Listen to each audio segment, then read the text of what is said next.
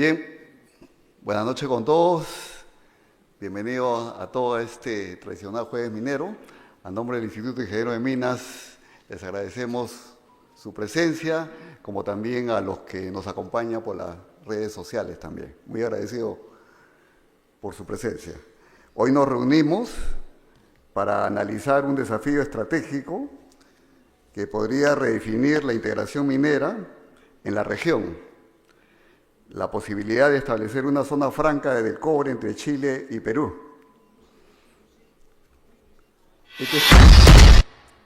Este espacio busca promover una reflexión técnica y de alto nivel sobre las oportunidades, implicancias y proyecciones de un proyecto que, de concretarse, tendría un impacto decisivo en la competitividad de ambas naciones. Tremendo desafío. Para profundizar en este importante tema, contaremos con la participación de Carlos Escafí, fundador y director de Relaxiona International, quien abordará las implicancias estratégicas, los desafíos operativos y las oportunidades que una zona franca del cobre podría generar para ambos países. Su experiencia en integración regional y gestión sectorial aportará una visión para comprender el verdadero alcance de esta propuesta a través de la conferencia El próximo desafío de Chile y Perú, una zona franca del cobre. Vamos a hacer una breve reseña de nuestro expositor, que es Carlos Escafí. Carlos Escafí es fundador y director de Relaxiona International. Carlos es analista internacional, fundador y director de Relaxiona International, director Perú de Shower Chile y asesor en destino del ISEC de España, exportación e inversiones. Asesor de la agencia Valona para la exportación y las inversiones de Bélgica. Profesor de Marketing Internacional y Plan de Marketing de la Pontificia Universidad Católica del Perú. Experto en procesos de internalización. Trabajó por más de 17 años en el Ministerio de Relaciones Exteriores de Chile, ProChile, funcionario de Asuntos Económicos y Comerciales en la Embajada de Chile en Perú, magíster en Ciencias Políticas y Relaciones Internacionales, diplomado en Marketing Estratégico, licenciado en Administración y Gerencia, conciliador extrajudicial, columnista en diversos medios internacionales y nacionales. Por ahí me comentaban interno que también ha estado postulando en estas últimas elecciones también. Así que va a ser importante, va a ser interesante poder escucharlo. Nuestro expositor estará acompañado de 3 distinguidos especialistas que aportarán con sus experiencias y conocimientos. Se trata de Seti Gavilán, quien nos acompaña, director de operaciones de cobre Perú en Glencore y vicepresidente del Instituto Ingeniero de Minas del Perú. Un aplauso para Seti, por favor.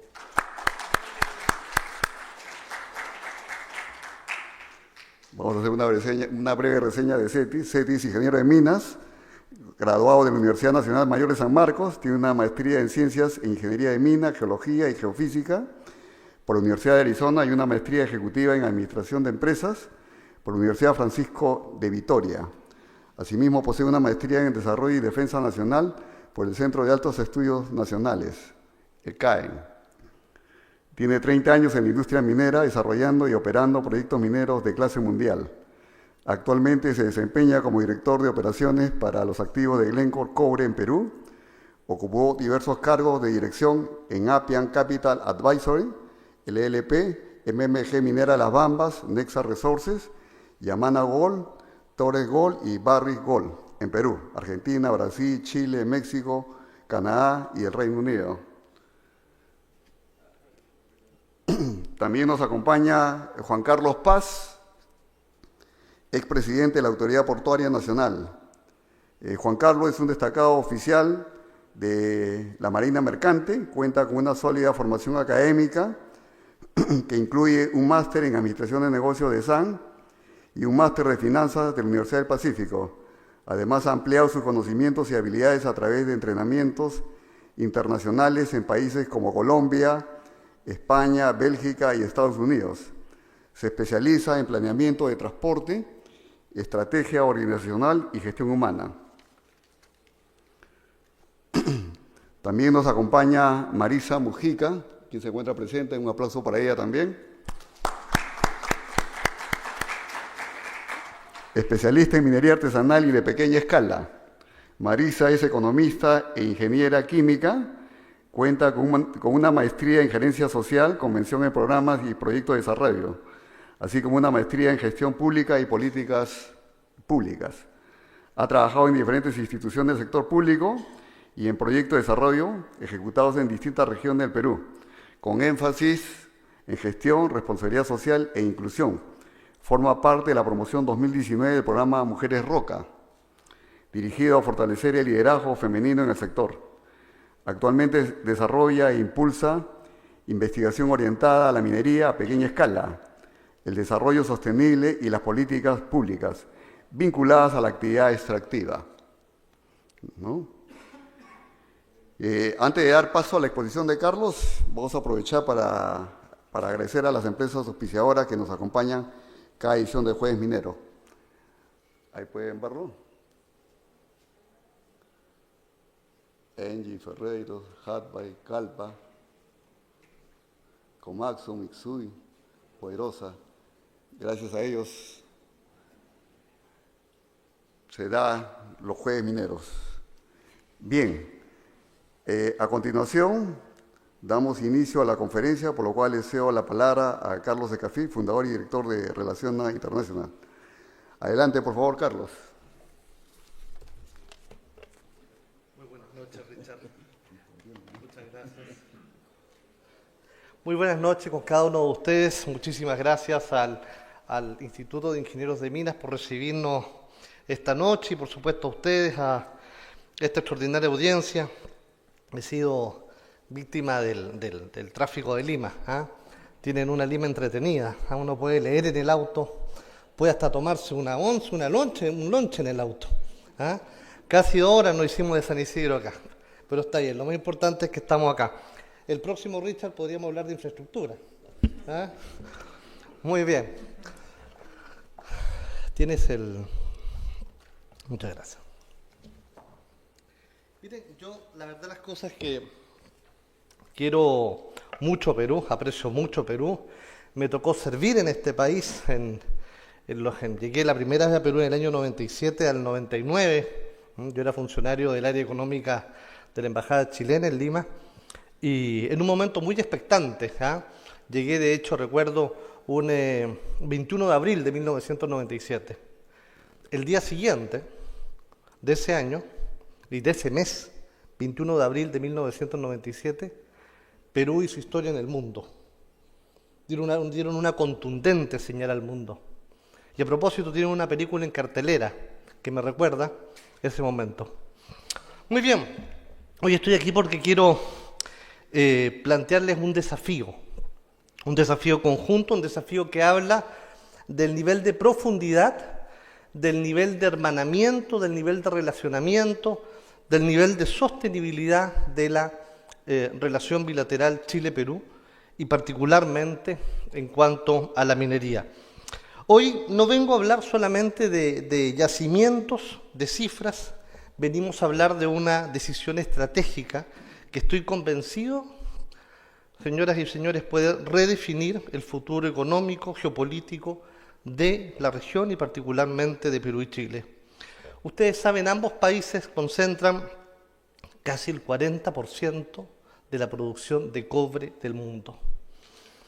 Y claro, muchas veces uno se acostumbra a vivir con lo que tiene, para bien o para mal. El tema es que cuando nos acostumbramos a vivir con lo que tenemos, con los que nos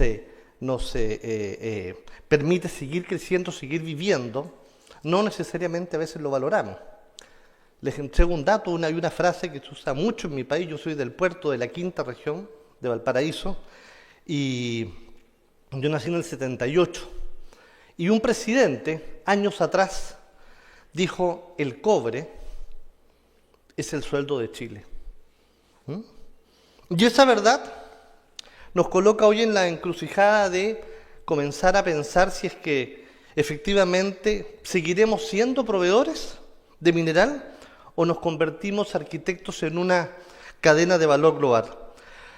La colaboración, amigas y amigos, ha dejado de ser una idea para convertirse de pasar de política pública a agenda empresarial. Y es por eso estamos acá, por eso que así como estoy tratando este tema de esta zona franca del cobre entre Chile y Perú, de este desafío, tal como lo he hecho con usted, lo estoy haciendo hoy, esta noche con ustedes, lo he hecho en Antofagasta, hace menos de un mes, en mi condición de fundador y director de Relación Internacional. Relación es una agencia de internacionalización que tiene presencia en Chile, en Perú naturalmente, en otros países, en México, en España y Bélgica, y lo que hacemos es, tratamos de que tengan cada vez más oportunidades los proveedores y los proveedores de servicios de la gran minería, de suministros y servicios de la gran minería, y es por eso que en la medida que fomentamos y profundizamos los lazos entre Chile y Perú, particularmente estos dos países, es que estamos proponiendo cómo relaciona este desafío que vamos a desarrollar. Y frente a este escenario, el desafío del que estoy hablando, esta zona franca de las que les estoy hablando, lo ideal es que integre puertos, lo ideal es que integre corredores logísticos, servicios, plantas de procesamiento, cadenas de I+D, de inversión y desarrollo compartidas, una zona franca que reduzca costos y que aumente valor agregado en origen, sobre todo en origen. No es utopía, es una oportunidad concreta, avalada naturalmente por el debate público y por los últimos, además, documentos, por los últimos acuerdos, por la diversidad de acuerdos además que tiene Chile-Perú. Recordemos que a nivel bilateral la relación está cubierta por una serie de instrumentos bilaterales, pero particularmente por un acuerdo de libre comercio ALC entre ambos países. Entonces, y con esta introducción, ambos países hoy tienen entonces en sus manos la oportunidad de dejar de competir, en el año 2013, cuando comenzábamos a hablar de asociatividad comercial en la región, 2013, y China y otros países del Asia nos decían, oiga, ustedes tienen que ser proveedores de fruta, y particularmente de la uva Red Globe, y Perú y Chile, los agricultores decían, oye, pero nosotros queremos ir solos, no creemos en la asociatividad comercial. Tenemos la suficiente, no solamente experiencia, sino que producción para abastecer a China. El tema es que llegábamos a China, y los chinos nos decían, quiero 60 contenedores de 40 pies. Y nosotros les decíamos, perfecto, ahí los tiene. Sí, pero los queremos mensuales. Y hasta ahí llegaba esta postura, el latinoamericano en general, nosotros somos muy autorreferentes y creemos que podemos finalmente atender una demanda como la siguiente. Y es por eso que yo les hablo de que tenemos hoy la oportunidad histórica de dejar de competir y empezar a construir juntos esta zona franca del cobre. Hay que aprovechar el escenario, hay que aprovechar las condiciones y cambiar la forma en que nuestros países se pueden proyectar el mundo. Por eso que estamos hoy acá para comenzar a promover esta iniciativa. Pero antes de profundizar en el tema, yo quería, y me lo pidió además el instituto, me lo pidió mi buen amigo Gustavo Pinatea, que hablara, que les contara un poco respecto del caso de Chile, qué ha hecho la minería en Chile, cómo nos sentimos nosotros en Chile respecto de la minería. Y yo les quiero contar que en Chile, el chileno de a pie, una frase muy utilizada, mucho más ahora en Chile que estamos en campaña presidencial, la segunda vuelta es el 14 de diciembre, una campaña bastante polarizada, pero yo no vengo a hablar de política, les vengo a hablar básicamente de cómo está el chileno de a pie en cuanto a la minería y qué es lo que siente de la minería. Y lo que les quiero señalar ahí es que Chile tiene identidad minera y tiene corazón minero. Identidad y corazón minero. Y reconocemos que el cobre fue el pan de Chile. Fue el pan de Chile. Y en la medida en que un país comience a reconocer, comience a tomar conciencia, comience a generar identidad nacional con uno particularmente de sus metales que se ha traducido, como les decía inicialmente, en el sueldo de Chile, la verdad de las cosas que contribuye, suma, no solamente a generar más desarrollo, sino también a despejar algunas posturas ideológicas que contaminan el sector. Solamente para darles algún dato, entre empleo directo e indirecto, la minería en Chile, nosotros somos un país de 19 millones de habitantes, contribuyó con casi 1 millón de empleos, entre empleos directos e indirectos. ¿Y cuánto aporta al PIB de Chile la minería? Entre el 10 y el 11%. Ese es el aporte. Data al 2025. Les pido que, solamente estoy partiendo con el caso Chile, les pido por favor que miren muy rápidamente la primera fila de este cuadro. Este cuadro habla de la producción y reservas en Chile y bueno, ustedes tienen ahí la producción de cobre, 5.5 millones de toneladas métricas anuales que tenemos, que nos posiciona como a nivel tenemos el 24% en la producción de mina mundial, y el ranking en la producción mundial, somos el primero, y la participación en reservas mundiales con cerca del 20%. Pero cuando uno mira, por ejemplo, el comportamiento del PBI de la minería del cobre y de otras actividades conexas a la minería, ustedes ven que, por ejemplo, desde el año 2006 al 2010, se ha movido en promedio en un 13%, con algunas caídas consecuencia de la contingencia internacional, pero el 2024 aportó el sector minero cerca de casi 12 puntos. 12 puntos. Fíjense ustedes ahí además cuánto en miles de millones de dólares significó, por ejemplo, el PBI de minería del cobre, ¿no? Casi 34.000 millones de dólares. Y si uno mira otras actividades mineras, tiene casi 5.000 millones de dólares, ¿no? Respecto del aporte que tiene esto al PIB. Y ya hablábamos, les decía, de que para este año, para el 2025, respecto del empleo directo en minería, empleo indirecto generado en otros sectores, por ejemplo en porcentaje, estamos hablando de casi 12 puntos. De esa manera contribuye. Muy bien. Y termino este contexto de Chile, para contarles que, por ejemplo, cuando comenzamos a proyectar el alza respecto del PBI minero, hoy estamos hablando ya de un 15% en la próxima década y este va a ser impulsado básicamente por las reservas de litio y de cobre. Más tecnología de exploración, en inteligencia artificial, satélites, pero hay un dato importante y es que uno debe reconocer lo que tiene y debe sentirse bendecido más allá del credo. Cuando uno mira, por ejemplo, el triángulo del litio, ¿dónde está el triángulo del litio? ¿Qué es lo que se habla y cuánto representa? El triángulo del litio está presente entre Chile, entre Bolivia y Argentina. Y fíjense que estos tres países tienen casi el 60% de la reserva a nivel mundial, lo tienen en el círculo que está dispuesto en el mapa. Y solamente si uno comienza a desagregar las reservas respecto de la cuota mundial, en el caso de Chile es el 11%, en el caso de Argentina un 21% y Bolivia 24%. Ahora, Bolivia tiene una situación muy particular respecto de lo que ha significado el comenzar a promover esa industria señalada.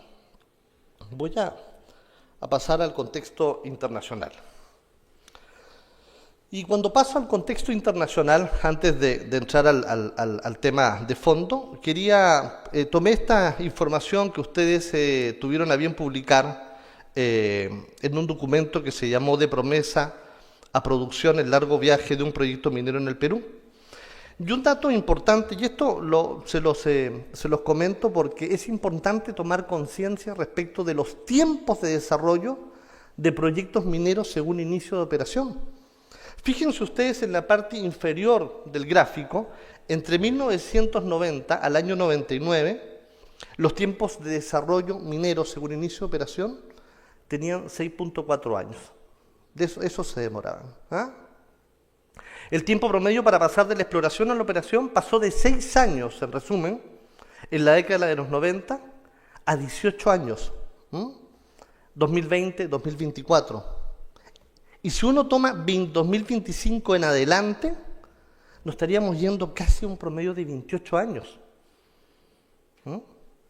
Entonces, yo los invito ahí a que hagamos un análisis. Yo creo naturalmente, soy un convencido en la apertura comercial, soy un convencido de que los países tienen que tener mayor presencia en el escenario internacional y soy un convencido de la aspiración natural de cada nación, como la que tuvimos nosotros en Chile de ser parte de la OCDE, de la Organización de Cooperación de Desarrollo Económico. Pero hay que tener mucho cuidado respecto de las brechas sociales que estamos obligados como países a transitar. Porque, oiga, si a uno de estos países se nos salen, y les cuento particularmente en nuestro caso, se nos van 5.000 millones de dólares por temas de permisología de inversión nacional, yo como jefe de Estado me preocuparía muchísimo, porque somos un país en vías de desarrollo. Y esto que les estoy diciendo guarda estrecha relación, porque me parece perfecta la permisología, pero la permisología debe estar acompañada de un desarrollo sostenible, pero también de crecimiento y recogiendo además, por cierto, las condiciones que tiene cada nación. La mayor complejidad técnica, asociada a depósitos más profundos y de menor ley, explica parte de lo demora, pero también influye la mayor carga burocrática, los problemas con permisos sectoriales, aspiraciones ideológicas o tentaciones ideológicas que contaminan políticas de Estado y de desarrollo. Fíjense un dato no menor.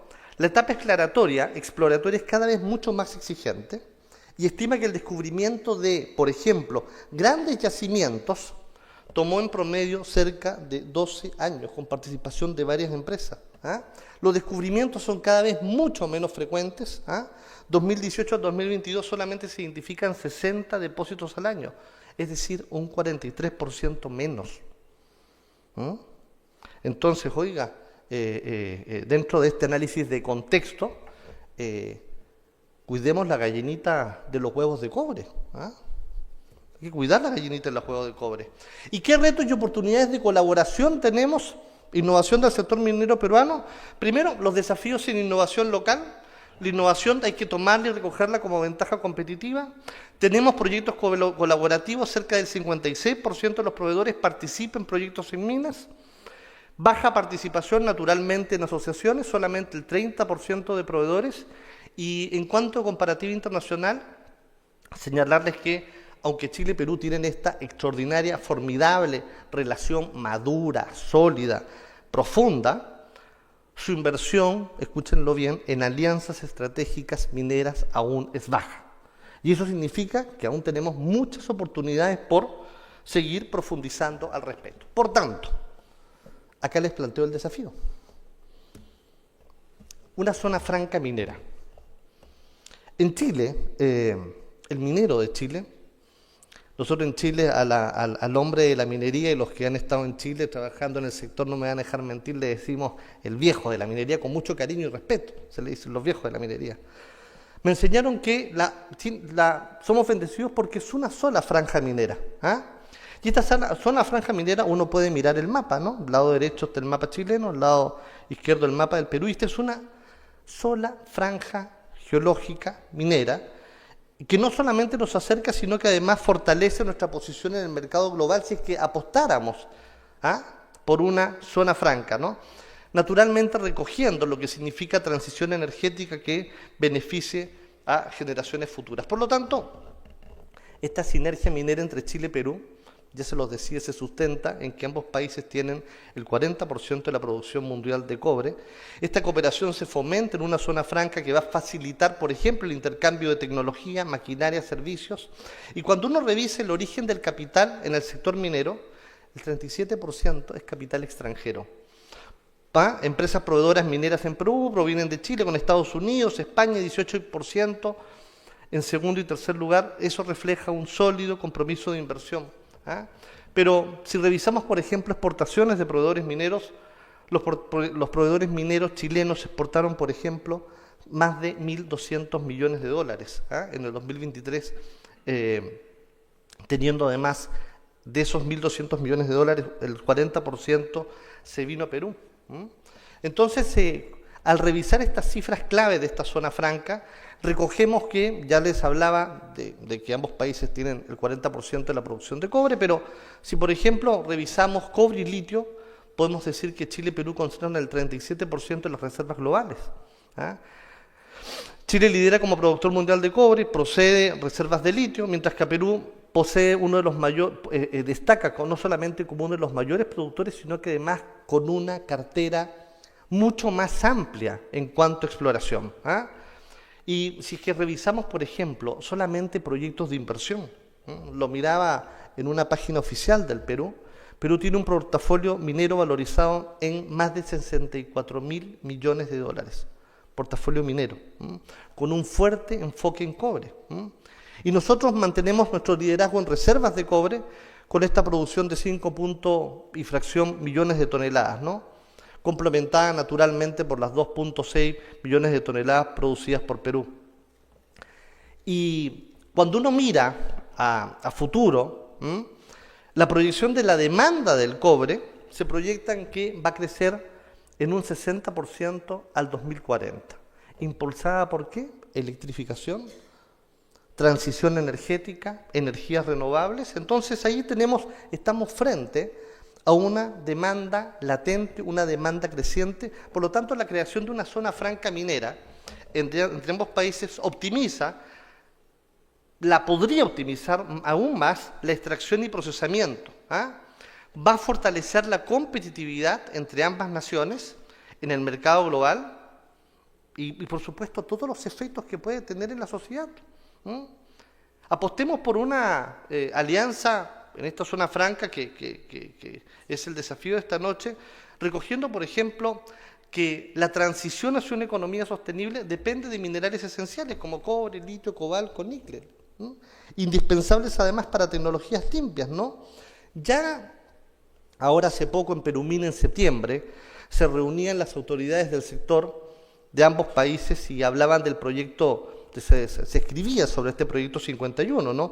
Que eleva la participación combinada de ambos países del 40 al 51% del suministro global de cobre en 15 años.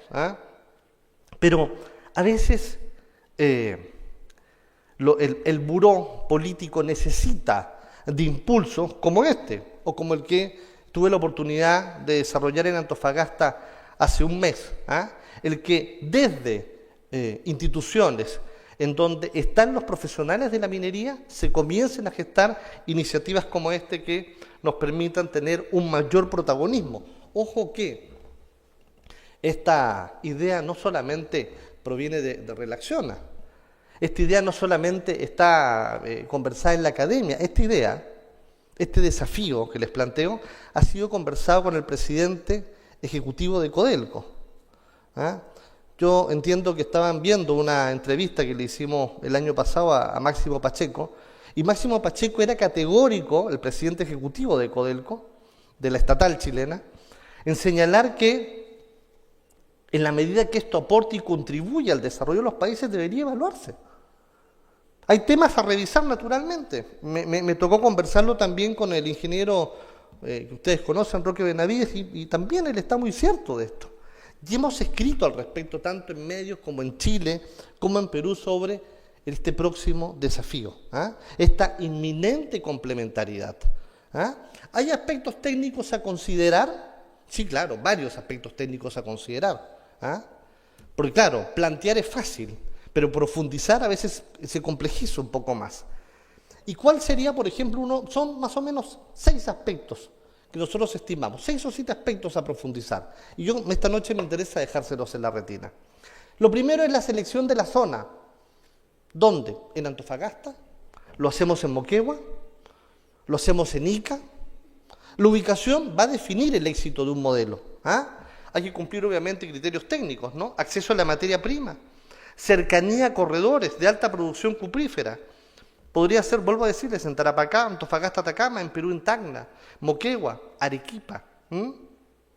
Minimizar costos de traslado de concentrado y asegurar la disponibilidad va a ser sustantivo, pero también va a ser relevante la evaluación multicriterio del territorio, las distancias a puertos de aguas profundas,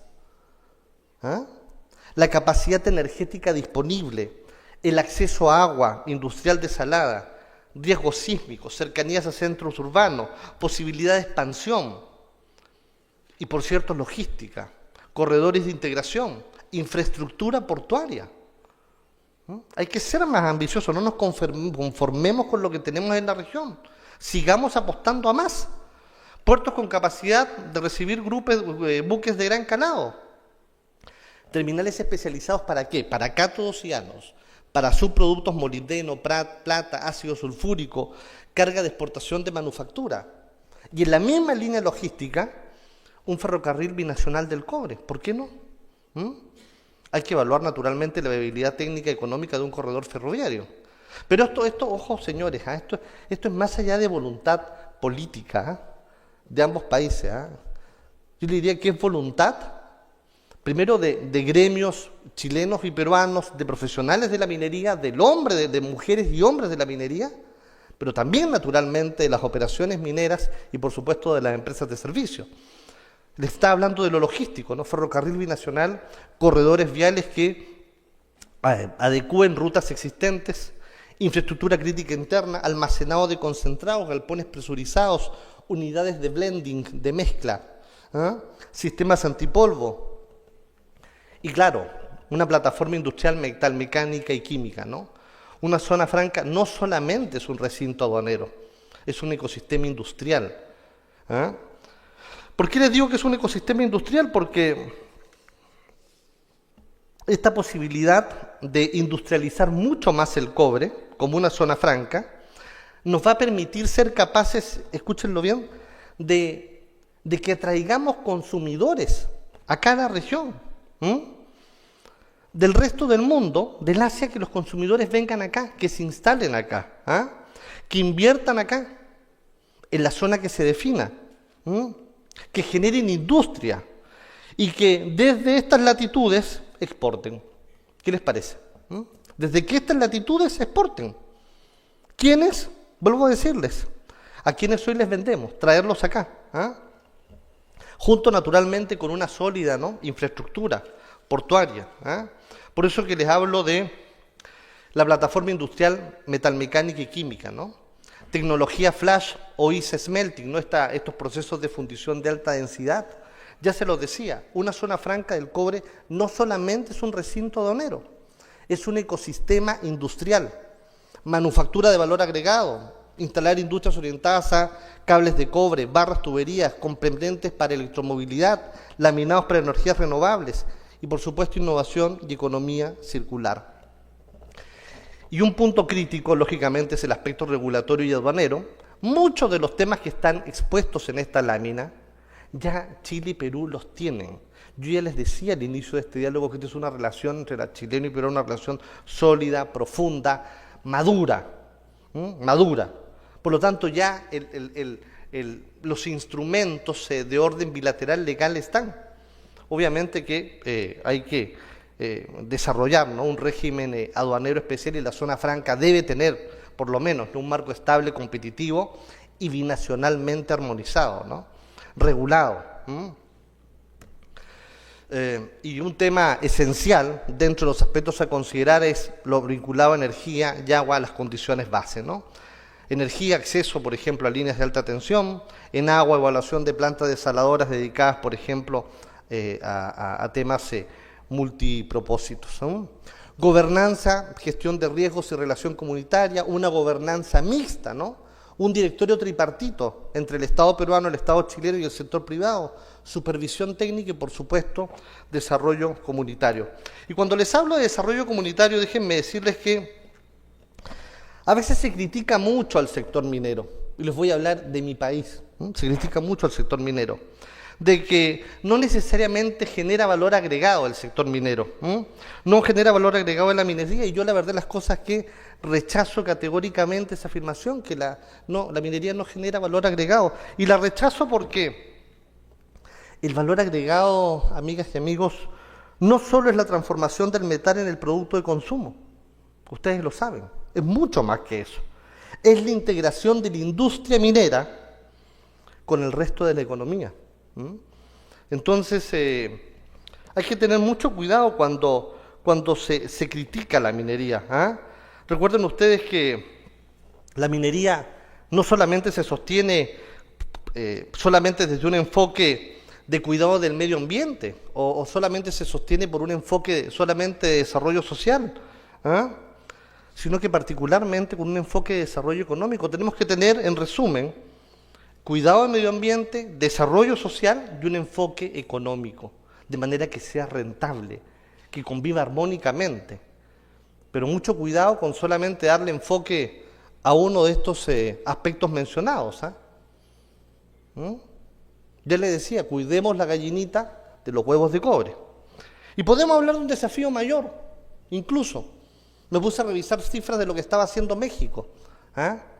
¿Por qué no, por ejemplo, ser más ambicioso y hablar de una nueva OPEC? La OPEC del cobre. ¿Con quién? Con México. Si sumamos a México, Chile, Perú y México producen juntos más de 9 millones de toneladas de cobre al año, casi la mitad del total mundial. Juntas estas tres naciones tendrían un poder geopolítico importante, que no han decidido ejercer.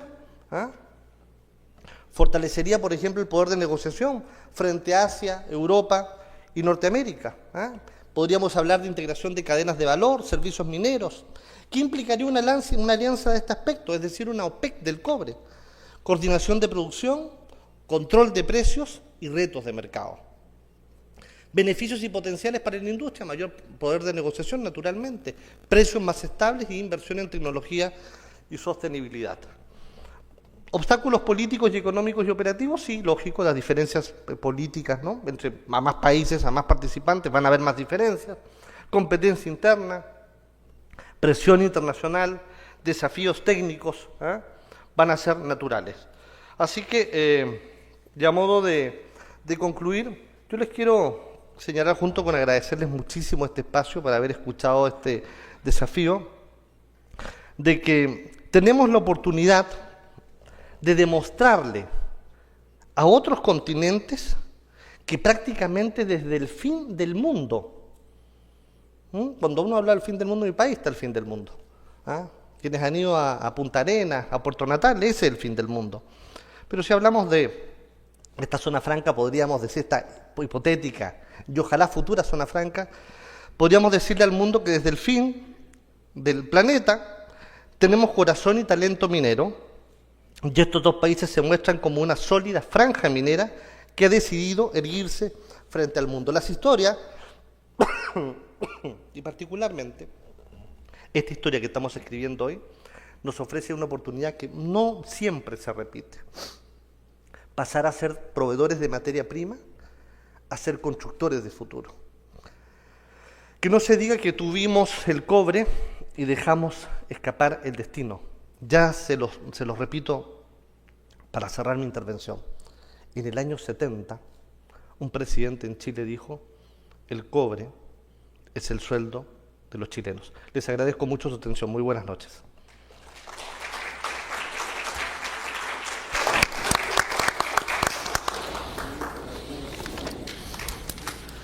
Carlos, tremendo desafío que nos propone. Muchas gracias, Richard. No, muchas gracias. Por favor. Bien, Carlos, hay una frase que ha calado de hace tiempo, ¿no? Que lo dijo un presidente que nos dijo: el cobre es el sueldo de Chile. Claro. ¿No? Y la otra frase: Chile tiene corazón minero. Claro. Bonita frase, ¿no? Sí, claro. Necesitamos eso también, tratar de evangelizar, predicar también de que el sector minero peruano también tiene que tener ese corazón minero también.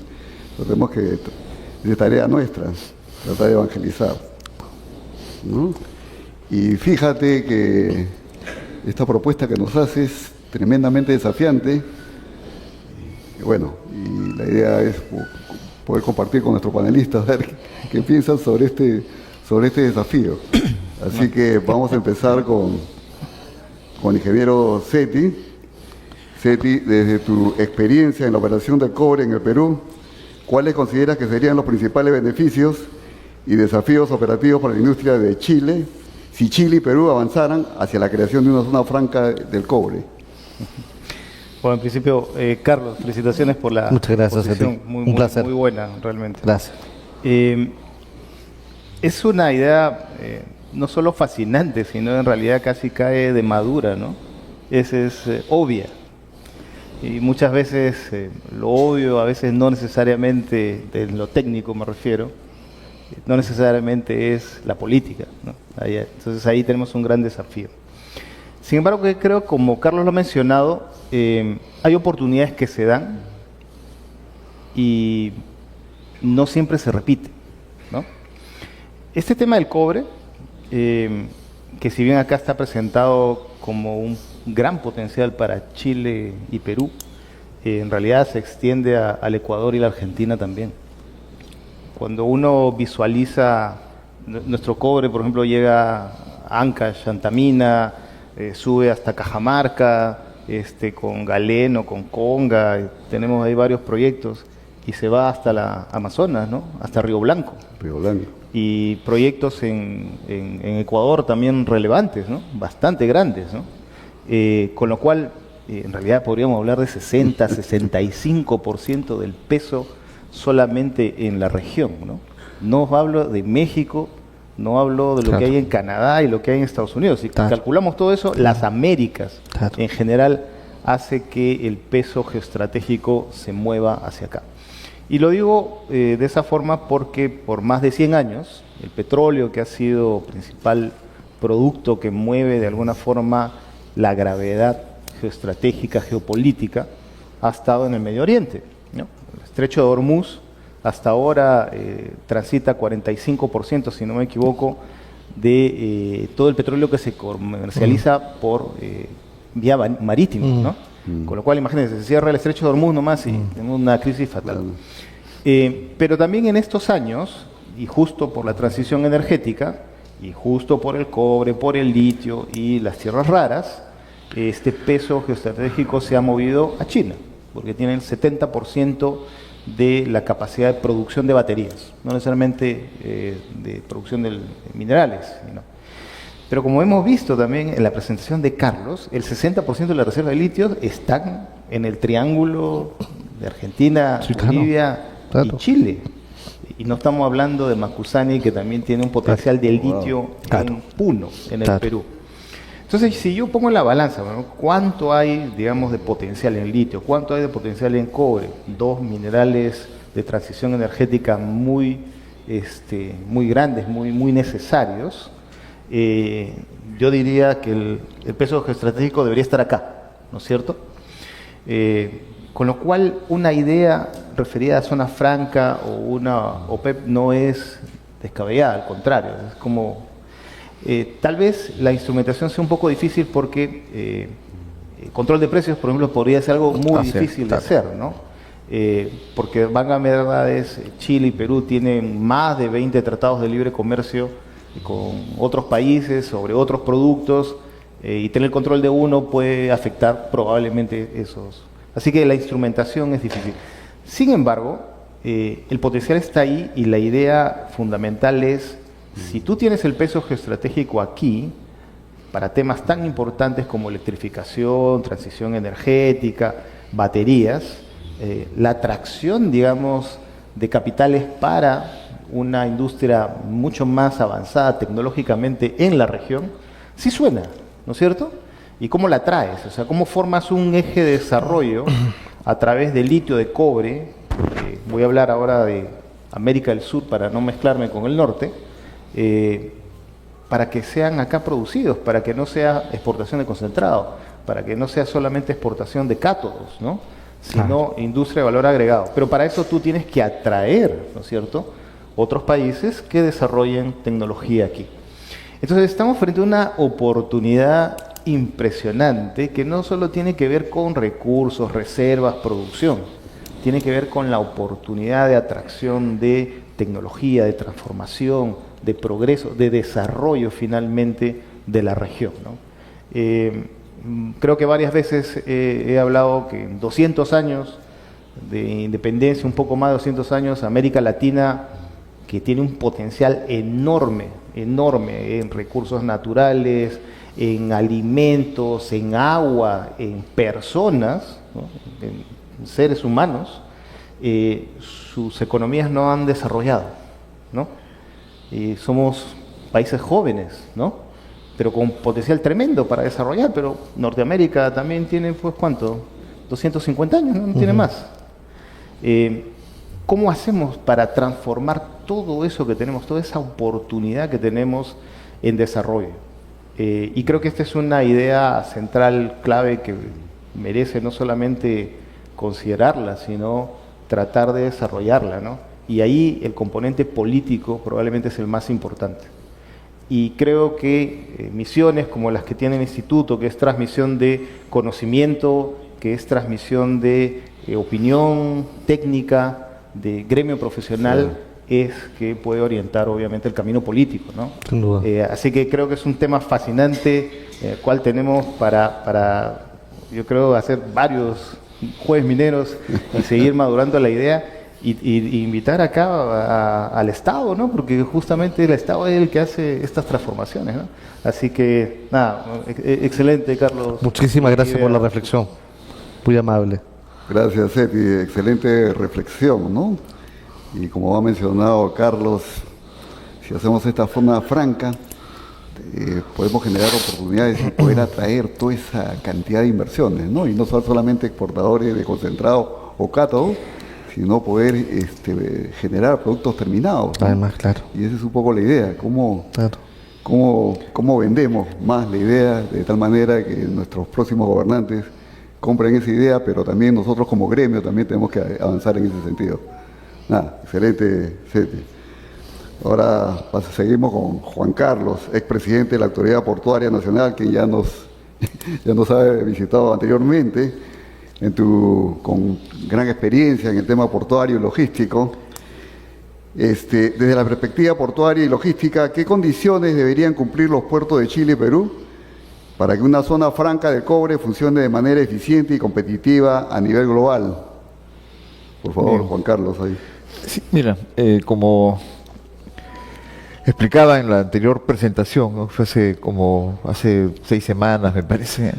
El Perú tiene un gran reto, que es cómo mover esos millones de toneladas que no salen en avión, ¿no? Y necesitas buenos puertos, que los tenemos. De hecho, y justamente iba a hablar ahora de Matarani, ¿no? Matarani es un puerto que está concesionado, mueve la carga de varias minas en el sur peruano, tiene conexión ferroviaria, y eso a mí me parece el punto ideal, ¿no? Para poder hacer esa zona franca.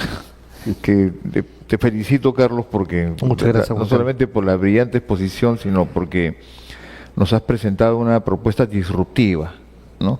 Y es disruptiva porque nosotros, a pesar que somos más de 20 países que hablamos el mismo idioma, compartimos la misma cultura, la misma religión, tenemos recelos entre nosotros, ¿no?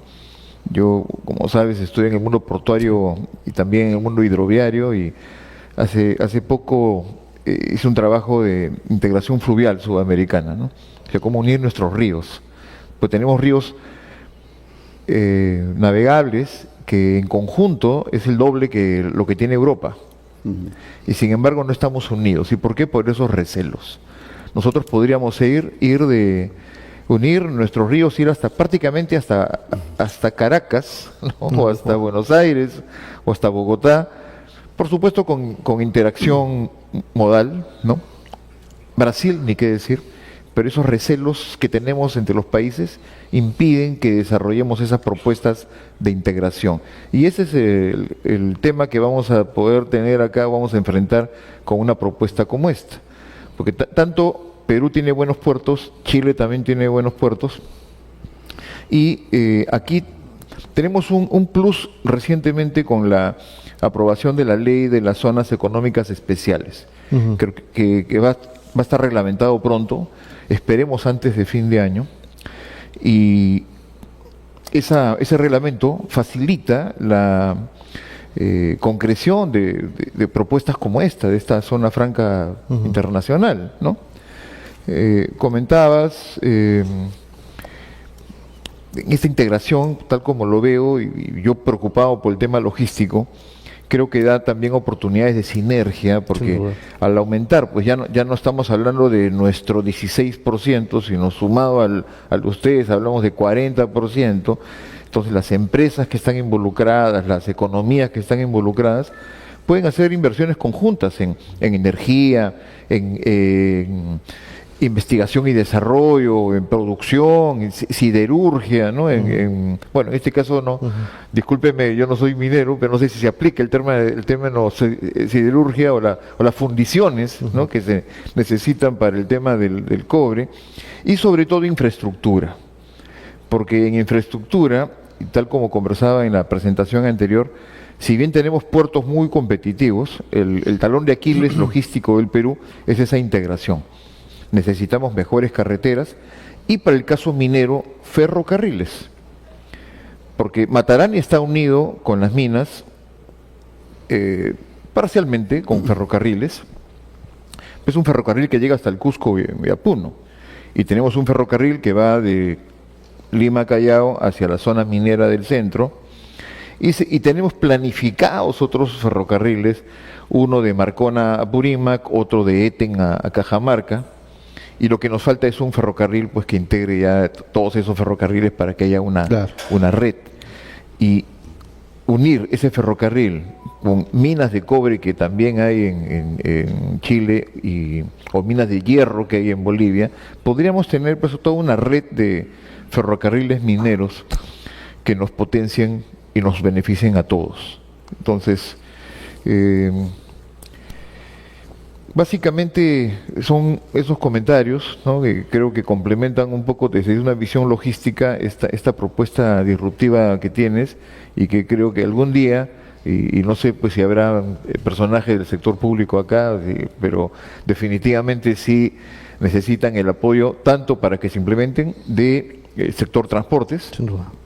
sector producción, porque es el que tiene a su cargo lo que es las zonas económicas especiales, evidentemente el sector minería, y sobre todo ya desde una plataforma de gobernanza internacional, Cancillería, para que justamente alivie ese tipo de recelos que puedan haber entre los países, ¿no? Eso es. Muchísimas gracias. Excelente, Juan Carlos, excelente reflexión. Y ahí yo me quedé con esa frase de la vez pasada de tu disertación, que en Perú solamente teníamos línea férrea de 1900 kilómetros. Y hemos perdido varias también. Y mira, necesitamos más línea férrea para poder integrar, ¿no? Así es. Las diversas regiones y poder llevar a los puertos, ¿no? Hemos mejorado en puertos, pero nos falta más línea férrea para poder integrar toda la región. Tú has sufrido el caos ahora para venir, el caos del tráfico para venir. Así que nada, ahí tenemos que trabajar en eso. Bien, vamos a pasar con Marisa. Marisa es especialista en minería artesanal y de pequeña escala. Así que Marisa, desde la perspectiva de la minería artesanal y de pequeña escala, ¿qué oportunidades o riesgos podría generar la creación de una zona franca del cobre entre Chile y Perú? Si hablamos de acceso al mercado, hablamos de trazabilidad y de formalización. Tu comentario, por favor. Buenas noches con todos. Muchas gracias por la oportunidad y el espacio, y reitero las felicitaciones a Carlos por la brillante Marisa. ponencia. Me gustaría empezar con una frase que justo estuve revisando hoy día. Exportar cobre sin procesar es como vender el futuro al precio del pasado, ¿no? El verdadero valor no está en el mineral en sí, sino en lo que somos capaces de fabricar con él. Y precisamente por eso quiero que mi participación vaya en ese sentido, en lo que podríamos construir juntos de aprovechar una oportunidad como esta, ¿no? Hoy se busca que se reúnan dos países que de hecho ya comparten algunos aspectos como minería, geografía y desafíos globales, pero hoy es necesario que se ejecuten esfuerzos para que también se comparta industria y el valor agregado, cuyo concepto fue interesantemente definido, ¿no? en su ponencia. Si bien estos dos países son líderes en la producción de cobre, pero principalmente exportamos concentrado y cátodo, ¿no? Entonces es necesario poder capturar toda la oportunidad que se presenta e invertir más también en la cadena del cobre en sí, ¿no? Y que tiene muchas oportunidades allí. Ahora, también considero que esta zona franca es esencial porque va a permitir tres cuestiones esenciales, ¿no? De un lado tenemos una competitividad logística y tributaria, porque se podría importar insumos y maquinarias sin aranceles, por ejemplo, ¿no? También se puede dar el perfeccionamiento activo, es decir, que no se cobre impuestos y lo que va a entrar va a servir para producir algo que posteriormente se pueda exportar, ¿no? Y también me refiero a competitividad al hablar de beneficios tributarios para la innovación, en este caso. Por otro lado, creo que también es importante tener en cuenta la integración regulatoria que se debe dar entre ambos países, simplificar la frontera con reconocimiento mutuo de las certificaciones, ¿no? Y por último, la atracción de la inversión industrial global. Por ejemplo, hoy las empresas que procesan cobre en Asia podrían trasladar parte de su cadena productiva aquí y eso sería también una gran oportunidad. De cara a la minería a escala pequeña y artesanal, creo que también este beneficio podría hacer que se integren todos, en el sentido de que la minería pequeña y artesanal podría vender sus productos o lo que produce en general, ¿no? a las minerías más grandes, y así también se puede generar mayor desarrollo, y por desarrollo no me refiero solo al desarrollo económico, sino a un desarrollo sostenible, que es lo que buscamos todos, ¿no? Y finalizo mi participación con plantear que esta zona franca, en realidad, si bien es un desafío, representa al mismo tiempo una oportunidad histórica, como bien lo mencionaba Carlos. Muchas gracias. Muchas gracias, Maritza. Muy amable. Muchas gracias. Muchas gracias, Marisa, por tus reflexiones. Y tú nos has hablado de desafíos, en el tema tributario, de poder dar incentivos tributarios para la innovación. Yo creo que eso es importante. Necesitamos crear poder generar más productos terminados. Y creo que el incentivo tributario que pueda generar todo lo que es innovación, creo que es importante, ¿no? Excelente, Marisa. Vamos a pasar ahora al segundo bloque de intervenciones. Bien, nuevamente vamos a empezar con Ceti. Como vicepresidente del Instituto de Ingenieros de Minas del Perú, ¿qué condiciones institucionales, regulatorias y de coordinación binacional deberían garantizarse para que una zona franca del cobre sea realmente competitiva y sostenible en el largo plazo? Gran pregunta. Pero, claro, esto tiene que fundamentarse. A ver, cuando hablamos de similitudes en las industrias, creo que hoy en día cualquier compañía grande en el Perú opera los mismos estándares que en Chile, ¿no? Sí. El conocimiento que se ha obtenido en los últimos 30 años de transferencia tecnológica, transferencia de la educación ha sido similar. Ingenieros peruanos trabajan en Chile sin ningún problema, ingenieros chilenos trabajan en el Perú sin ningún problema, a los mismos estándares y de los más altos del mundo, ¿no? Sí. Si hablamos de minería de cobre, esta es la minería más avanzada en el mundo. O sea, nada que envidiar a Canadá, nada que envidiar a Australia, en absoluto. De acuerdo. De nada. Entonces, es como que hay esa natural integración, ¿no es cierto? Con lo cual no debería haber ningún problema de esa naturaleza. La logística, justo que Carlos acaba de mencionar, es un tema bien importante, ¿no? Porque ¿cómo atraes tú a una región en particular a desarrollar cosas más avanzadas, digamos, productos finales, si es que tú no tienes esa eficiencia entre los dos países o los tres países con Ecuador o un cuarto país con Argentina haciendo el corredor más largo, ¿no? Y esa infraestructura es bastante clave, y la regulación sobre esa infraestructura también. Si bien hay trenes en Argentina y hay trenes en Chile y hay poquísimos en el Perú ahora, había muchos más. Hace 100 años o 150 años había muchísimos más en el Perú. La vez pasada encontré una línea en Ica, en Pozo Santo, que unía entiendo, y unía Pisco con Ica. Yo no tenía la menor idea que había habido alguna vez un tren ahí hasta que una vez me topé con una línea férrea. ¿Y qué pasó? ¿Cuándo desapareció, no? Entonces, ese es un elemento integrador fundamental para la atracción. Entonces, del punto de vista de la regulación, del pensamiento, la estructura que se le tiene que dar, tiene que ir orientado, creo, fundamentalmente en cómo haces tú una infraestructura que sea atractiva. Sin duda. Para que vengan a instalarse y aprovechen ese centro de gravedad, ¿no?, que tenemos de litio, centro de gravedad que tenemos de cobre, ¿no? Entonces ahí hay un tema fundamental. El otro que recojo también es lo que has mencionado sobre celos, ¿no? Este es bien interesante, ¿no? Si alguna, hay un curso del doctor Fisher en Harvard de negociación.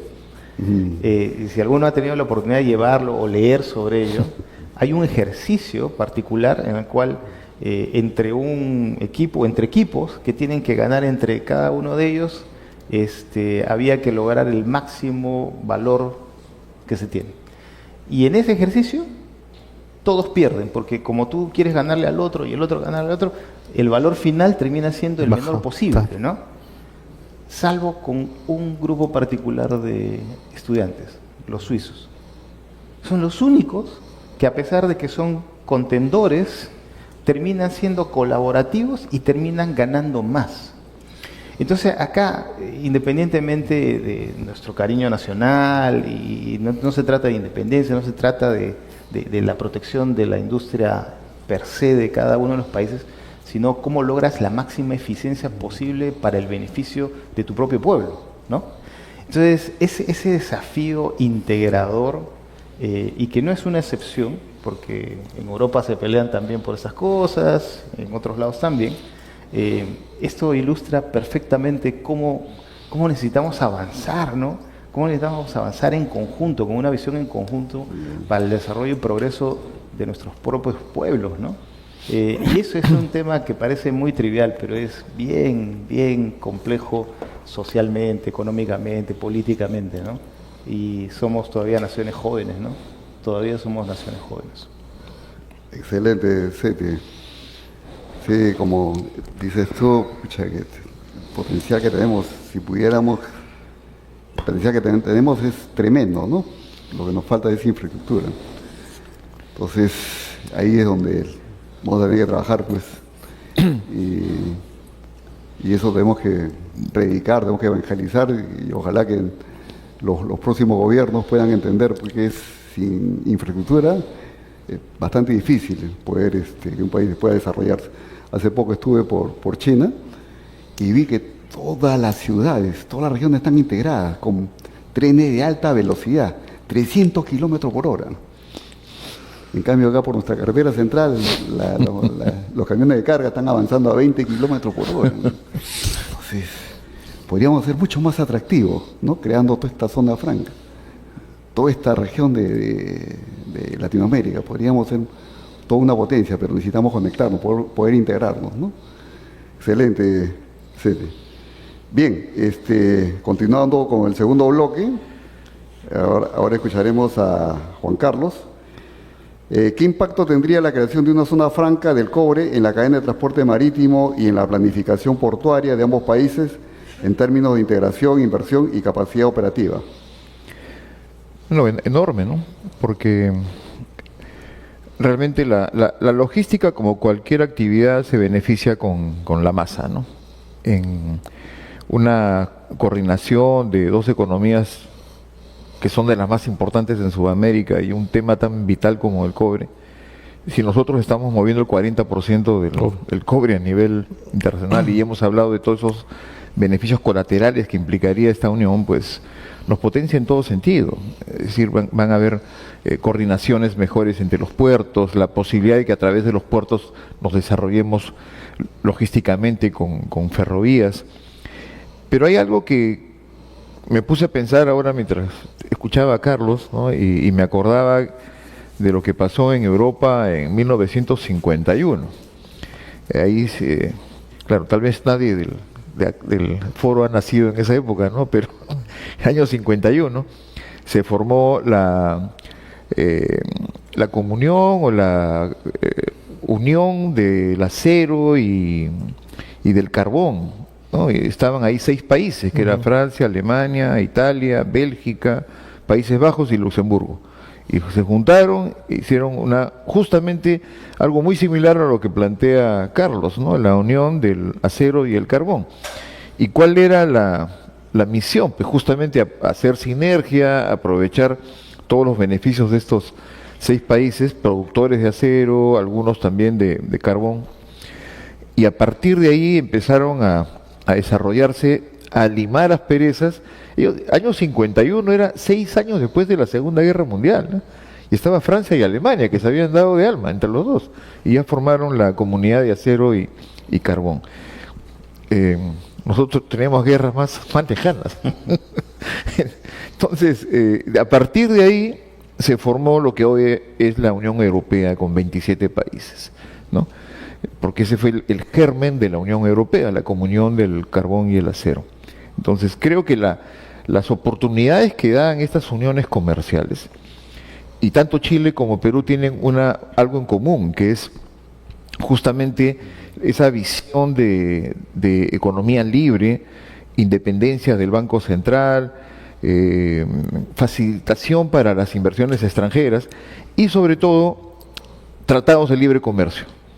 Chile y Perú tienen más de 25 tratados de libre comercio cada uno con economías que representan el 90% del PBI mundial. Correcto. Entonces, economías libres, abiertas, ordenadas, ¿no? A pesar de todo el tumulto político que ha habido acá y que ha habido allá también. Entonces, yo sí creo que algo como esto tiene una oportunidad tremenda, sobre todo que para Perú el cobre también es muy importante, representa un gran porcentaje de nuestras exportaciones. Los minerales en general son más de la mitad de nuestras exportaciones. Somos un país minero, nosotros también tenemos corazón minero, ¿no? Así que sí, definitivamente la visión que se puede generar a partir de esta unión es realmente algo que podría cambiar la historia, ¿no? Excelente, Juan Carlos. Buen ejemplo de la integración de toda la comunidad europea, ¿no? Excelente ejemplo. Ojalá que pudiéramos hacer lo mismo acá en toda Latinoamérica también. Así es. Bien, Marixa, parte del segundo bloque. ¿Qué mecanismo debería implementarse para asegurar que los pequeños productores de cobre puedan integrarse de manera justa y sostenible a una zona franca binacional, evitando que queden relegados frente a la gran minería? Bueno, creo que si avanzamos en conjunto, definitivamente llegamos más lejos. Hemos entendido el por qué sería importante que se establezca esta zona franca, pero también es importante analizar cómo logramos eso, y creo que uno de los mecanismos sería a partir de un marco legal binacional en donde se establezca, por ejemplo, un régimen de estabilidad tributaria, ¿no? No se puede invertir si a mitad del camino las reglas del juego cambian. Entonces se necesita darle esa certidumbre a los inversionistas. De otro lado, creo que es necesario también una gobernanza tecnológica, como lo mencionaba, la inversión en investigación y desarrollo, en energías limpias, en la economía circular del cobre. Hoy ya no podemos hablar de una economía lineal, tenemos que partir hacia el otro lado, de cara también a los objetivos del desarrollo sostenible, ¿no? Creo que también sería importante en el mundo en que vivimos, tan digitalizado, unas aduanas digitalizadas también. Reitero y estoy de acuerdo también con la idea que mencionaban de infraestructuras logísticas integradas, ¿no? Con rutas limpias, con rutas bien concentradas, conectadas a la industria. Creo que todo ello haría que se dé este posicionamiento geopolítico entre Chile y Perú como líderes en materiales que hoy son críticos para una transición energética que vivimos hoy en día, ¿no? Creo que el reto existe, pero el potencial también. Gracias. Excelente, Maritza. Muchas gracias, Maritza. Excelente. Bien, Acá tenemos varias preguntas del público.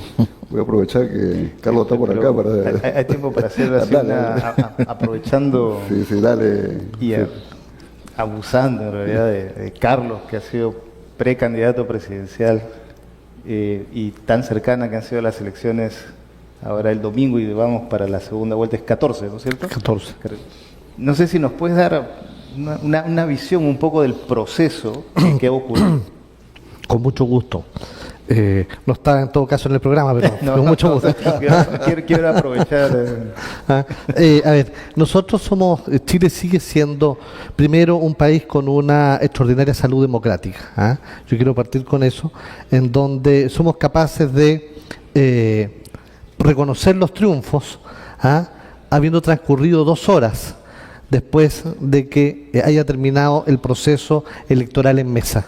Pasadas las 2 horas, vemos cuál es la tendencia estadística, nos paramos, vamos, reconocemos el triunfo del otro. O sea, no, eso es indiscutible, hay una tradición democrática, eso se respeta y no necesariamente decimos al servicio electoral, que en todo caso es la autoridad, además que, oye, revisen, no, hay una confianza en el proceso y eso, la verdad, las cosas que como democracia no solamente nos enriquece, nos fortalece, sino que nos llena de orgullo.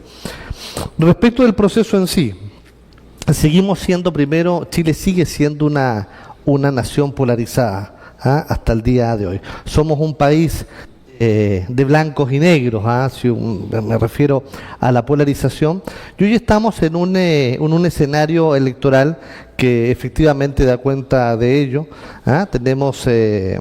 Tuvimos 8 candidatos a la presidencia de la República. De esos 8 candidatos en la elección, la primera vuelta que ocurrió el domingo recién pasado, quedaron 2.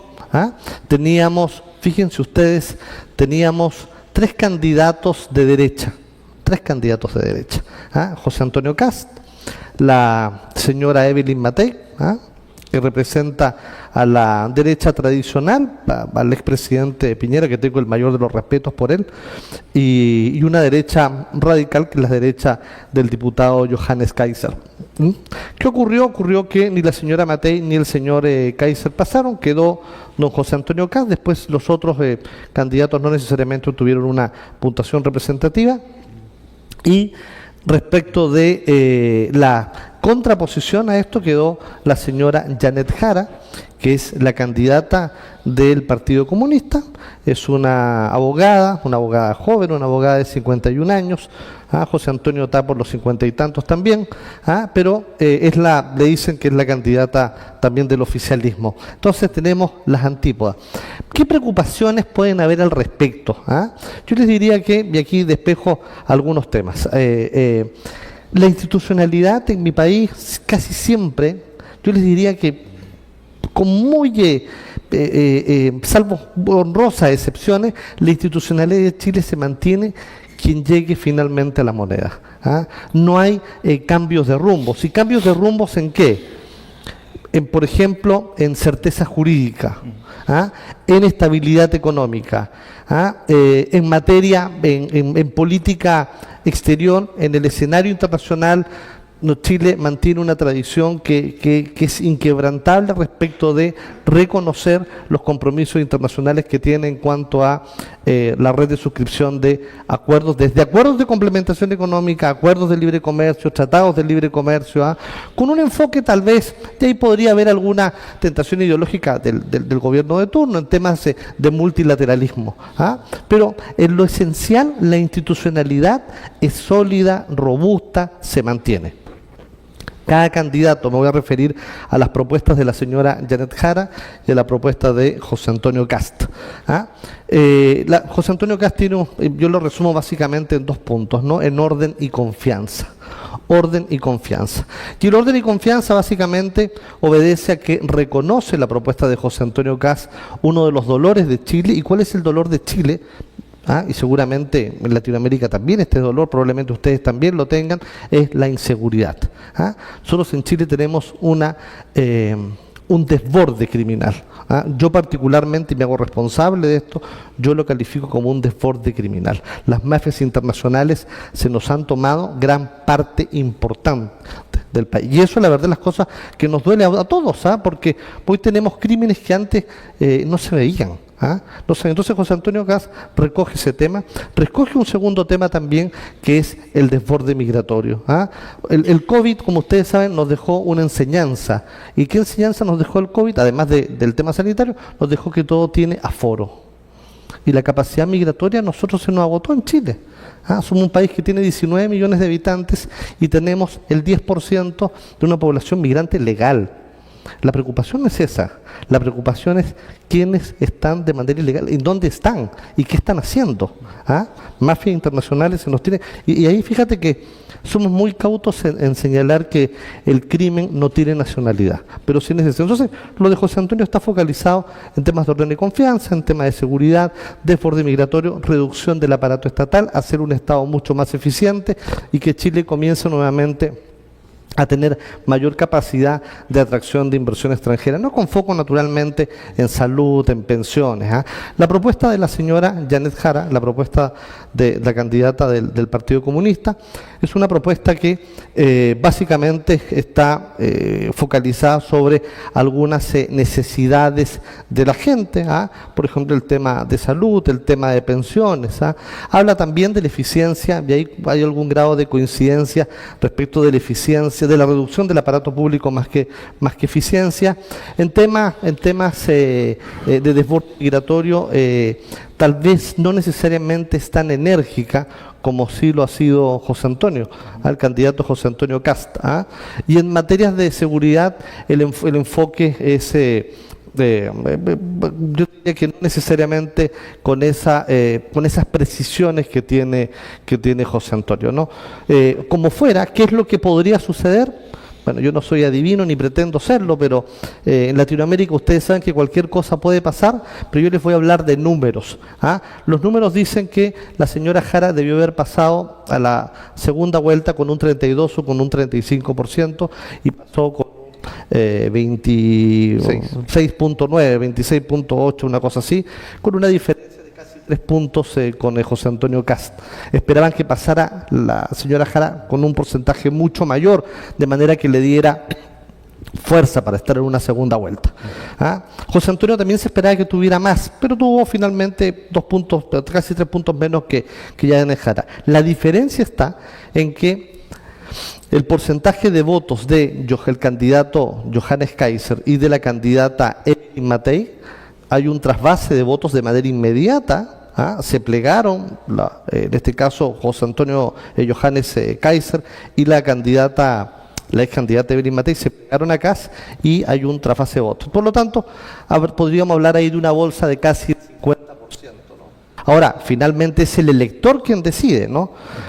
Y el gran ganador de esta elección, en mi opinión, fue Franco Parisi, un candidato de centro, un candidato independiente, un candidato que nadie vio, una especie de cisne negro, que tuvo cerca de 3 ocasiones y que sacó el 20% y recibió el ninguneo.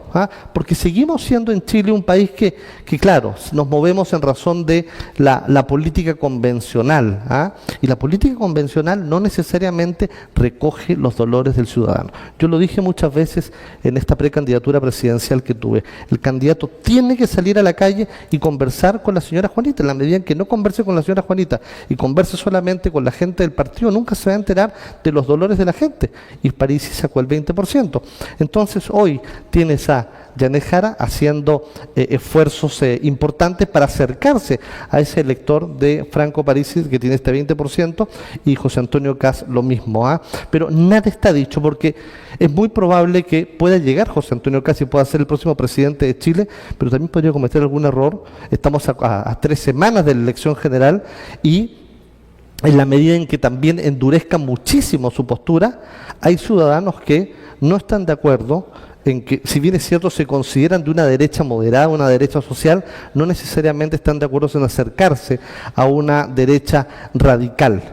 Y probablemente podría ocurrir lo que le pasó en Estados Unidos con el primer gobierno de Trump, ¿no? En donde que no necesariamente te dijeron, ese elector decía, yo no manifestaba su intención pública de votar por Trump, pero cuando estaba en la urna votaba por él. Entonces, por eso les digo, los números pintan así. Hay una gran posibilidad que sea José Antonio Kast, muy importante básicamente en razón de los números que representa desde una mirada netamente técnica, estadística, pero aún quedan 3 semanas y las 3 semanas en política son importantes. Excelente, Carlos. Vamos a ver cómo va la segunda vuelta. Pero excelente reflexión. Y hay una frase que ha dicho, instituciones fuertes, ¿no? Acá en Perú está seriamente socavadas nuestras instituciones y tenemos que trabajar fuerte y que nuestras instituciones sean mucho más fuertes, ¿no? Así que, muy buena reflexión. Muchas gracias. Bien, vamos a pasar a las preguntas del público. Acá hay varias preguntas. Por ejemplo, una de ellas es, ¿qué oportunidades se abrirían con una zona franca del cobre para la formación de capital humano especializado? Y de repente hay otro más ahí, y eso diría para ti, Carlos. ¿Cómo podría una zona franca del cobre fomentar la innovación y el desarrollo tecnológico local? Creo que esas dos preguntas, Carlos. A ver. Con mucho gusto. Mira, respecto de la primera pregunta, yo les digo que sería, primero, que los esfuerzos entre ambos países para fortalecer, para desarrollar capital humano se están dando, y se están dando de manera natural, y no necesariamente desde ahora, Richard, se dan desde, que yo sepa, desde el año 2007 en adelante. Y hoy, por ejemplo, el Cernagiomín de Chile, el Servicio Nacional de Geología y Minería, tiene ya acercamientos con algunas instituciones en Perú en cuanto significa comenzar a capacitar a personal. Sin ir más lejos, y tengo un gran colega que me acompaña acá, Diego Cruz, un ciudadano peruano de origen arequipeño. Diego, tú recordarás que acá en el instituto trajimos a Indimín, ¿cierto?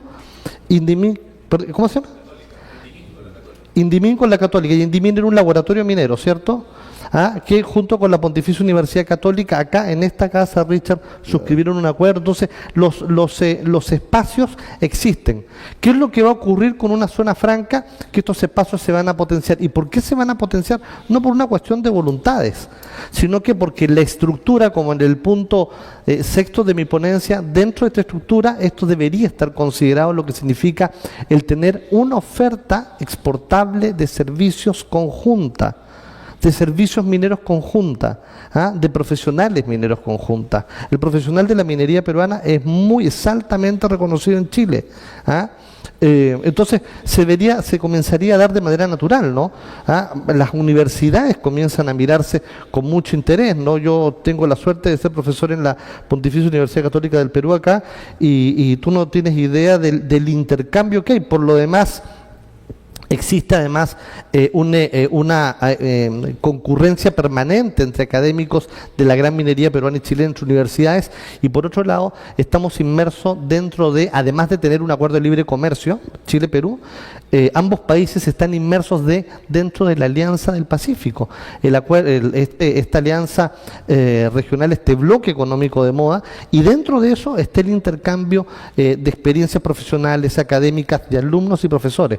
Podría diseñarse, yo estoy seguro, trabajé 17 años en Cancillería, en ProChile, que podría diseñarse una figura dentro de lo que podría significar eso. Por lo tanto, eso tendría que darse de manera natural. El capital humano, no impensable que no estuviera recogido dentro de esta eventual zona franca. Excelente, ¿sí? Carlos, excelente. Bien, acá hay una pregunta, creo que para Juan Carlos. ¿Qué desafíos a nivel de infraestructura comparten Perú y Chile para potenciar su industrialización? Adelante, Juan Carlos. Algo de eso hemos hablado, ¿no? Respecto a la integración. Yo, conozco muy bien el tema peruano, el chileno menos, pero imagino que algún tipo de elementos comunes tenemos con puertos modernos, pero conexión al hinterland deficiente, y ese es un tema que se tiene que resolver, ¿no? Entonces, hay una tremenda oportunidad ahí. Los modelos son muy similares, ¿no? Lo que tenemos son asociaciones público-privadas, es decir, en el Perú todos los puertos son del Estado, pero, salvo los que son 100% privados con inversión como Chancay, ¿no? ¿DIPI? Pero la gestión de estas 8, próximamente 9 asociaciones público-privadas es 100% privada. Entonces tenemos operadores de talla mundial como DP World, APM, ¿no? Hay una que está por venir también, que en los próximos días será la noticia, ¿no? Entonces, creo que esta oportunidad que se tiene con las asociaciones público-privadas es lo que tanto a Chile como a Perú le va a permitir desarrollar sus infraestructuras. En el caso peruano, el año pasado se aprobó una ley que es la 32048, que brinda una facilidad adicional, que es permite que el concesionario del puerto pueda invertir más allá del área de concesión portuaria, con fines de competitividad y de conectividad. ¿Y qué significa eso? Justamente, poder hacer, por ejemplo, una zona de actividad logística, un antepuerto, y por qué no también carreteras de integración y ferrocarriles de integración. Entonces, ese tipo de normas que también pueden ser difundidas a nivel regional, ¿no? Facilitan este tipo de integración. Excelente, Juan Carlos. Vamos a ir cerrando con Marixa. Hay una pregunta del público, Marixa. A ver, ¿cómo podría estructurarse un marco regulatorio binacional que permita armonizar normas laborales, tributarias y logísticas entre Perú y Chile para viabilizar el proyecto? Gracias por la pregunta. Creo que todo parte de que se den legislaciones similares y donde se acepte en ambos países, ¿no? Por ejemplo, todo lo referido a lo técnico, a lo ambiental, las certificaciones que sean homogéneas en ambos países. Creo que todo eso ayudaría. Gracias, Marixa. Bien, cerramos con Seti. Entonces, acá hay una última pregunta al público. Seti, ¿qué mecanismos de financiamiento público, privados o mixtos serían más apropiados para impulsar la infraestructura necesaria para una zona franca del cobre? Tú que nos hablaste de las inversiones, de atraer inversiones. Claro, Juan Carlos ha mencionado que tenemos APP, Asociación Público-Privada. Y creo que probablemente ese sea el camino, ¿no? Porque últimamente hemos estado desarrollando con APPs muchísimas cosas, ¿no? Sí. Los últimos proyectos que tenemos de anillo vial, por ejemplo, claro, que están ya en ejecución y creo que se van a visualizar de acá a un par de años y va a ser un cambio radical en la ciudad, son APPs. Pero no solo es eso, ¿no? Hay APPs de distintos tipos. Creo que probablemente esa sea la mejor forma. Pero aquí tiene que haber pues, una voluntad política fuerte de los estados, ¿no? O sea, los estados son los que definen finalmente estas cosas, ¿no? Y son los líderes visionarios también, ¿no? Porque ese es el punto, ¿no? Es la visión de los líderes son los que finalmente movilizan los países, ¿no? Y se tienen que llegar a acuerdos, se tienen que llegar a consensos, ¿no? Muchas personas se quejan de por qué los parlamentos son fragmentados, pero deben ser así. Esa es la representatividad nacional, ¿no? Pero los puntos centrales, ¿no es cierto?, de desarrollo son aquellos que no deben cambiar, ¿no? Que Carlos lo ha explicado, ¿no? O sea, en Chile las ideas centrales no cambian, ¿no? Sobre específicamente la economía, el desarrollo y el bienestar común, el bien común. Eso es lo que debe buscar todos los estados, ¿no? Entonces, necesitamos obviamente que un líder se apropie de una visión y que esa visión la transforme, ¿no? Entonces, más allá del mecanismo de inversión, de cómo va a ser, ¿no? Esos son tecnicismos que van a existir siempre, ¿no? Necesitan existir. Pero si no tenemos una visión conjunta, una visión de Estado, difícilmente se van a lograr cosas. Gracias, Seti. Visión de Estado. Y nada, excelente jueves minero, gran presentador como Carlos y nuestros brillantes panelistas. Hemos tocado un tema bastante desafiante, así que, como dijo Seti, necesitamos bastante que los próximos gobernantes tengan esa visión de país, ¿no?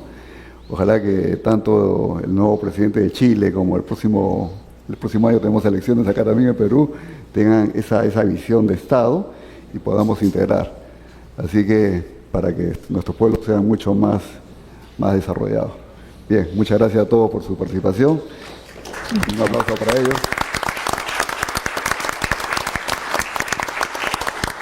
Pero antes de cerrar, vamos a hacer algunos anuncios, por favor, unos minutitos más. Básicamente, los invitamos a seguir el canal oficial en WhatsApp del Instituto Ingeniero de Minas del Perú para estar al día con las actividades, eventos y noticias que contribuyen a desarrollar una minería sostenible y beneficiosa para el país. En la pantalla, en la parte central del auditorio, pueden ver un código QR al que pueden tomarle una foto con sus teléfonos móviles para que empiecen a seguir nuestro canal oficial. Asimismo, los invitamos a seguir nuestras actividades a realizar en el 2026. Una de ellas, del 4 al 6 de mayo, realizaremos la 15ª edición de ProExpo 2026 en el Centro de Exposiciones Yoki, que busca reunir a profesionales, investigadores y especialistas del sector. Asimismo, el próximo año se llevará a cabo el Gold Mining Congress 2026, del 24 al 26 de junio, en el Centro de Convenciones de Lima. Así que, como peruanos, nos enorgullece ser la sede de esta nueva edición, que será clave para presentar el potencial minero del Perú a la comunidad internacional. Actualmente tenemos una convocatoria activa para recursos y póster técnicos. Es un evento que va a ofrecer mucho avance científico, innovación y conocimientos en torno a los desafíos globales de la minería. Finalmente, en el 2026 realizaremos también el Encuentro Internacional de Gestión Social y Sostenibilidad. Del 18 al 20 de agosto del 2026 en el Centro de Convenciones de Lima, el GES 2026 será un espacio inédito en el Perú, especialmente diseñado para profesionales de la gestión social, ofreciendo una oportunidad para intercambiar aprendizaje y desafíos que enfrentamos desde nuestros respectivos ámbitos. Nada, muchas gracias por su participación y nuevamente un aplauso para nuestro presentador y nuestro panelista también. Muchas gracias.